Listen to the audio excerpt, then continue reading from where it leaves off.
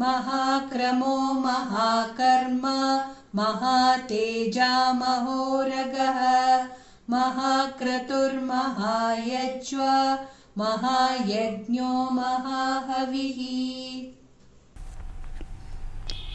In this entire shloka verse, the word Maha has repeated itself. For every Nama of the Lord, we have Maha attached over there. We know the meaning of Maha. Maha means great, Maha means vast, Maha means large.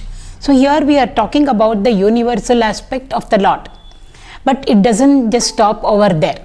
It is universal as well as it is at the micro level, macro as well as micro level, universal as well as individual level. The Lord who is functioning over there and looking who created all the 14 worlds, who is maintaining them and who ultimately makes them all dissolve into Him, the vastness over there. He is the same Lord who is looking after or taking care of whatever is happening in our tiny cells also. So Maha therefore doesn't just mean quantity wise, it means quality wise. It means even small little aspects are taken care of here. So we must remember that. So mahākramā. Krama means steps. We say kramavagi, step by step. So mahākramā here means one who took or one who takes the largest step or the biggest step. Herein Lord's Vamana Avatara is indicated. We have gone through it exhaustively, so we won't go through it again and again. So we know how when Bali Chakravarti agreed to give to the Lord 3 measures of land as measured by Vamana's tiny feet, Bhagavan grew and he became Trivikrama. And with one step, first step, he covered all of the terrestrial plane. With the second step, he covered the celestial spheres. And with the third one, he pushed Bali down, we are told, to the lower worlds. So therefore, Maha, great step. It's not an ordinary step that the Lord took. That's the meaning of Vishnu also, all-pervading. Vishnu means one who has got large strides, big steps he puts. How big is his step? When he puts one step, and when he wants to put the second step, there is no place for him to put the second step, because in that first step itself, he has covered everything. That's the meaning of that. So therefore, one who has got large step, it also means, like I said, it's not just quantity wise. It also means one who takes the perfect step, the right step forward. When we take decisions, we say I have taken the right decision. Means I have taken the right step in this direction to do whatever has to be done. That also is included over here. So whenever Bhagavan takes decisions, his sankalpas, it is always the best. He never ever takes the wrong step. There is no wrong move on his part. It is always the right move. It is always the right step, which will ultimately bring to us blessings, grace. Our welfare and well-being automatically gets taken care of. Not only ours, all the worlds are included in it. So that's the meaning of mahākramā. Mahākarmā. Karma means activity. So again, like I said, when we say mahākarmā, one who performs great deeds, quantity-wise, large activities. It's not a small, ordinary activity that Bhagavan is doing. Creating, looking after, dissolving. Who is there who is looking after all the small, even to look after a few people in our house, we say, oh, so much of responsibility. Sometimes we forget this, sometimes we forget something else. Bhagavan is the one who is looking after all of the universe. He makes sure everybody gets what they need to get. Food for everybody, life for everybody, for them to play out whatever they are supposed to do in their fields of activity, their various fields of activity. How much he must be how he must be functioning. So therefore, mahākarmā means one who performs large, one who accomplishes on a very large scale. So like I said, it's not just Srishti, Sthiti and Laya. It doesn't mean only that, but even at the smaller level, individual level, he is looking after the worlds, he is looking after the continents, he is looking after all the planets, the solar system, the Milky Way, he is looking after all the countries, he is looking after the state, the society, the community, large. But also he is looking after each one of us also, individually also. So individual and universal both are included over here. And he is the only one who is performing actually. When we say I accomplished, who is accomplishing it? He alone is accomplishing everything through us. So whether it is at a large scale or whether it is at a micro scale, whatever it be, whoever is achieving, whether in society, collectively or individually, ultimately it is the Lord who is entering into the field of activity. He alone is the Karta, the doer in that field of activity. Therefore, he alone becomes the Bhokta also, enjoyer. We claim for ourselves that I am the doer, and therefore all the karma palash is mine. That's where the ego comes in. But from the standpoint of the Lord, he alone is the one who is accomplishing everything. That is, like I said, from universal up to individual. And when we come to our individual also, who is the one who is looking after each and every cell in us? Who is nourishing it, nurturing it? Some activity must be going on there also to keep things in place, to make sure the cell is alive and doing whatever it is supposed to be doing. Otherwise, the cell will be dead. So in and through everything, it's the Lord alone who has entered into every field of activity, known, unknown, gross, subtle, collective, individual, micro, macro. All of them, Bhagavan alone is the one who is accomplishing everything. He is actually the force behind everything. Whether it is huge volumes of work, turnover over there, or whether it is small little activity. Who is the force behind everything? He alone is the force behind everything. A small little bud over there, so insignificant in the bush, it has to open. What is the force behind that bud for it to open and become a flower? If Bhagavan is not there, it won't be able to open up and reveal to us its beauty, its fragrance. So in and through every activity, it is Bhagavan alone who is functioning. That force behind the universal and the individual. All of them, Bhagavan alone is mahākarmā. Mahātējā. Teja means he is luminous brilliance. In the 7th chapter of the Bhagavad Gita, he says, Tejasvi namaham. Though amongst the brilliant, I am the brilliance, or I am the brilliance in the brilliant. So whether it is we are talking about intelligence or whether we are talking about sheer light, we have 5 natural sources of light: the sun, the moon, the stars, lightning and fire.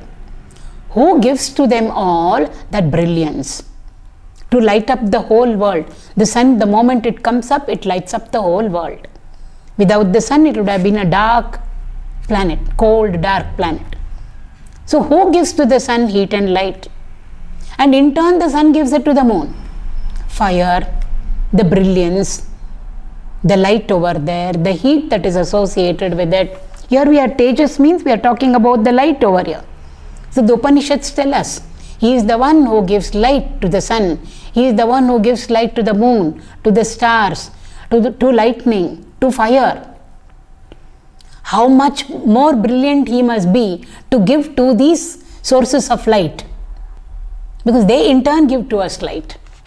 In the 11th chapter of the Bhagavad Gita, when Bhagavan is showing his Vishwarupa Darshana to Arjuna, Arjuna says over there, rather before Arjuna starts, it's Sanjaya who is narrating everything to Dhritarashtra. So he says, what he is seeing, what Arjuna is seeing over there, Sanjaya is also able to see.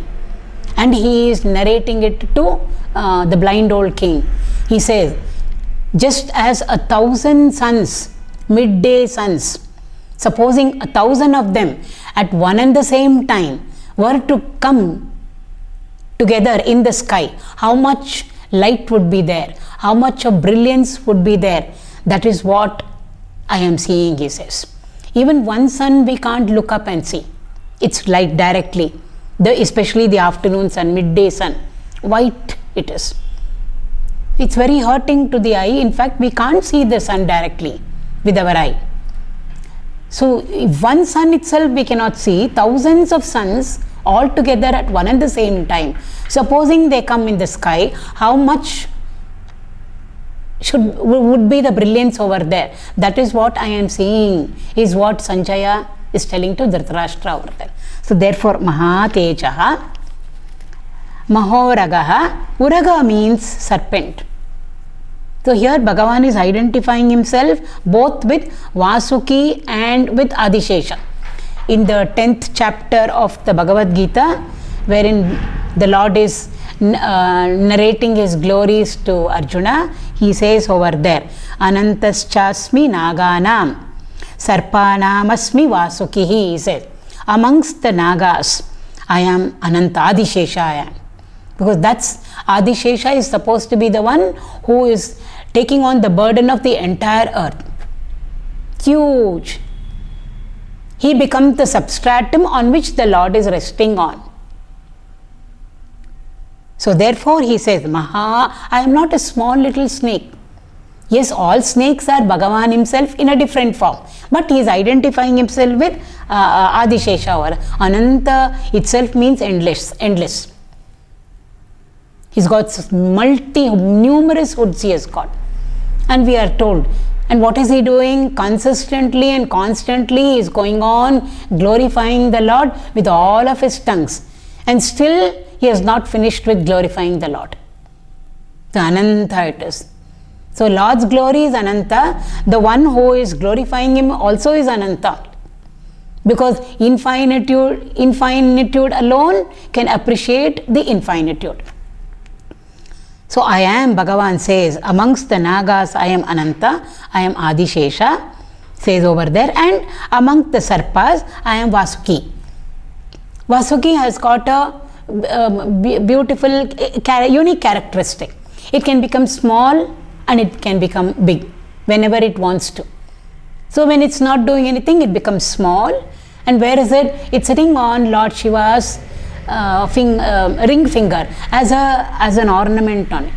Lord Shiva always has serpent ornaments. So on his ring finger, he's got a ring, Lord Shiva. What is that ring? It's a snake ring. Who is sitting over there? Vasuki is sitting over there. So Vasuki has become very small and curled up over there and become an ornament on Shiva's ring finger, small. But when he was asked to help out in the churning of the milk ocean, that same Vasuki became huge.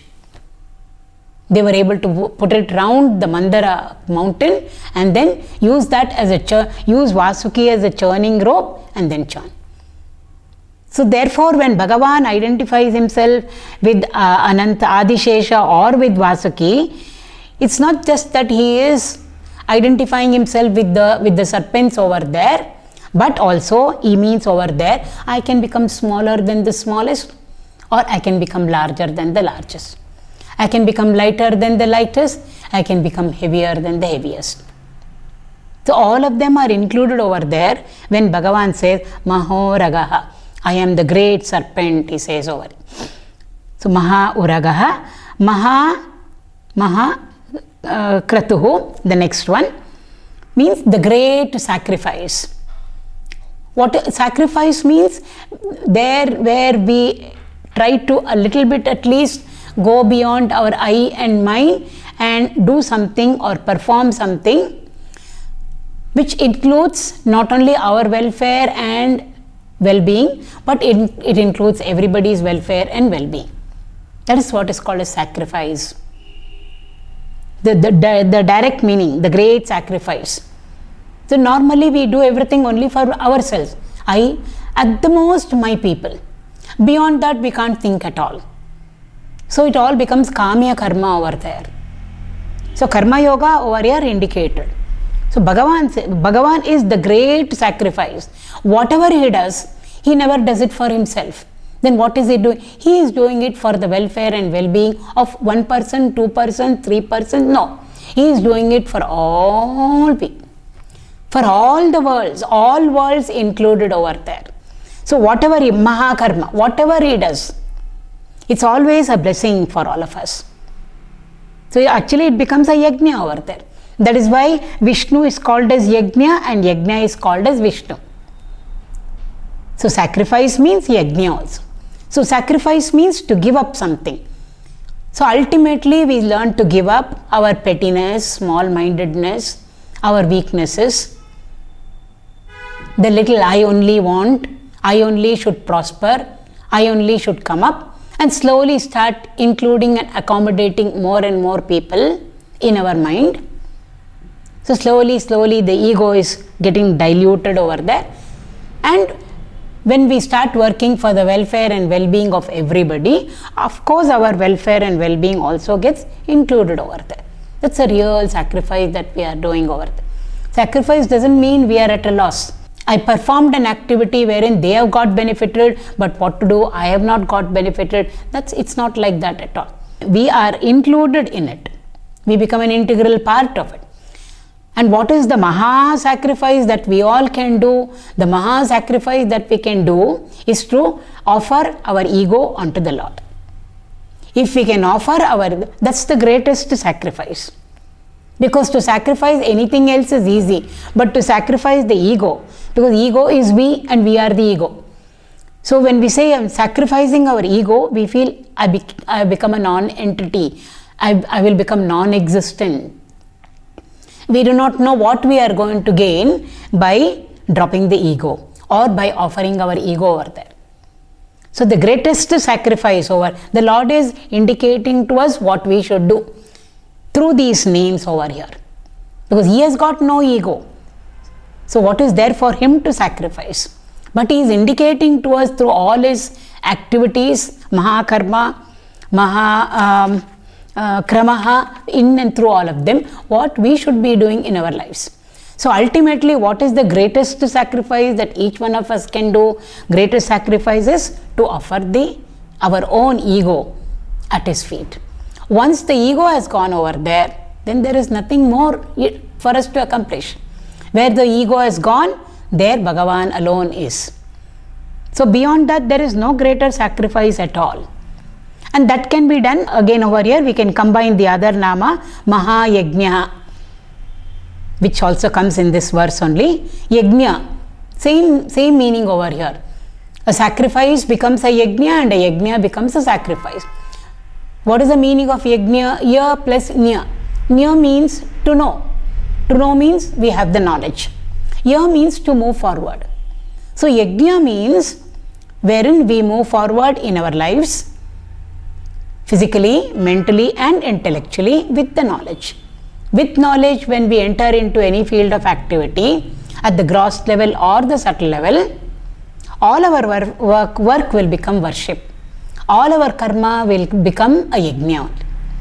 So Bhagavan is indicating to us over here, I am the mahāyajñā, he says. Means yajna embodied is Bhagavan over there. If yajna can be given a physical body, that's Lord Vishnu in front of us. So whatever he does, he breathes yajna, he lives yajna, he functions yajna. Bhagavan is not apart from yajna and yajna is not apart from him. In fact, they are integral part of each other. So therefore, mahākratuhu, he is the greatest, he is the great sacrifice. He is the great yajna. Bhagavan is the great yajna. In the sense, whatever Bhagavan does, he does it perfectly, the best, right. Why? He is an embodiment of knowledge. So whatever little step he takes, mahākramā, will be the right step. In the Ramayana, there's a small little incident in the Sundarkand. Hanumanji, when he reaches Lanka and then he is entering Lanka, Hanumanji never makes any mistake. So when he enters, he puts his left foot forward and enters. Normally we are told, put your right foot forward. Always right foot forward, best foot forward. So instead of putting his right foot forward and entering into Lanka, he puts the left foot forward and enters in. So we can ask him, why did you put your left foot forward and enter? Isn't it wrong, Hanumanji, of you to do that? But his dharma over there. He is not from Ravana's side. He is from the side of Rama. And Rama happens to be the enemy of Ravana. So Hanumanji is entering into enemy territory. So what is his dharma over there? To do what is best for his side. Whose side? Rama's side. So therefore his dharma at that point of time becomes putting his left foot forward and entering into Lanka. So when Hanumanji puts his left foot forward and enters Lanka, that is the right step. That is the greatest step. Mahākramā only. That is why we call him Vikramaha.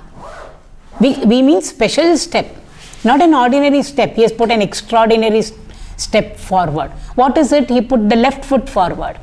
Why? When he enters into Lanka, if he puts his right foot forward and enters, it will become a blessing for Ravana, Rakshasas and Lanka. But we know Ravana has to be killed. Kumbhakarna has to be killed. Therefore Hanumanji puts his left foot forward. So in that sense, he has done the right thing. So with mahāyajñā, with the right knowledge, he has moved forward. So in our lives also, we must with the knowledge move forward. Like I said, physically, mentally and intellectually. All our movement, all our activity should be with the help of knowledge.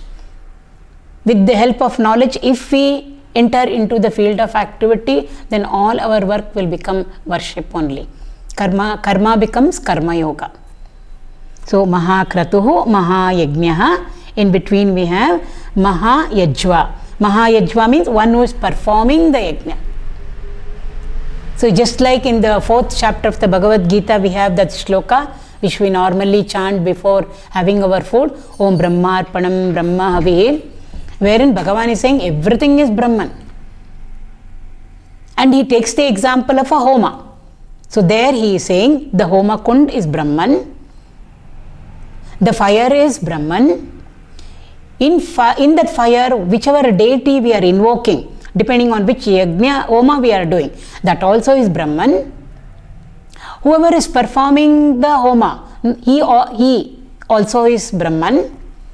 Then we will have, of course, the Pandits who are chanting the various mantras.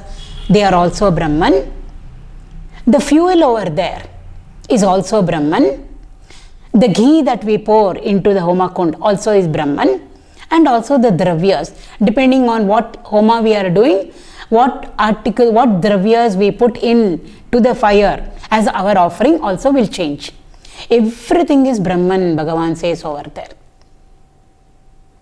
He is taking the example of yajna. And why do we use it for when we eat our food? Because we are doing a mahāyajñā over there. What is the yajna? Taking food is a yajna. It's a bhojana yajna we are doing. Our mouth is the homa kund. Into that we are offering. So at the mouth level it becomes a homa. Then when the food enters into our stomach, where the digestive fire is, there also yajna is happening. So therefore it's not just that I am eating my food or I am firing off whatever is there in front of me. All of that is a mahāyajñā we are doing. So to bring that into our mind, we chant that shloka, Brahmarpanam. Similarly over here also.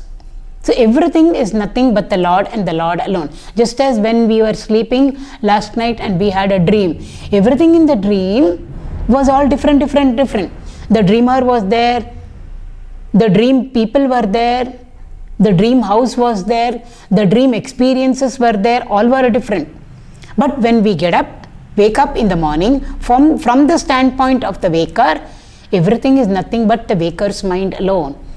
So we can say the dreamer also is my mind, the dream people also are my mind, the dream house also is my mind, whatever dream experiences also is my own mind. But that we will become aware of only when we wake up. Similarly, now whatever we are doing, everything looks so different. But from the higher standpoint, from the God realization state, that higher state, from that higher state, when a person looks back at our waking world, everything will be Brahman and Brahman and Brahman. That's the meaning of Sarvam Brahmamayam.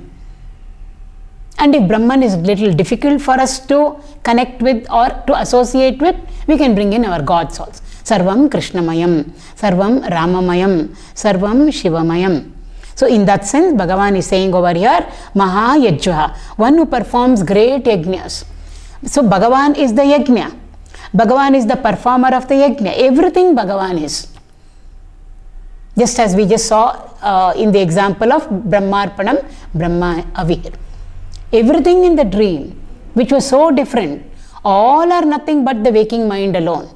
Similarly, from the highest state, everything is nothing but Bhagavan himself. So therefore, he alone is the yajña. He alone is the one who is performing the yajña also. And what about the fire over there? Agni Bhagavan, that also is Bhagavan only. So everything he alone, mahāyajñā, and the last nama in this shloka, mahāhaviḥ. Haviḥ means offering over there. So mahāhaviḥ, I am the great offering also. So from the standpoint of the Lord, everything is he and he and he alone.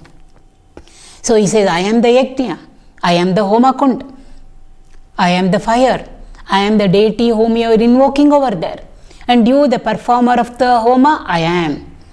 The fuel over there, I am. The mantras, I am. And whatever we offer as oblations onto the fire, all of that I alone am. So it gives to us a glimpse of what exactly that one without a second means over here. That's what is being indicated in this entire shloka over here, which we went through. Mahāhaviḥ.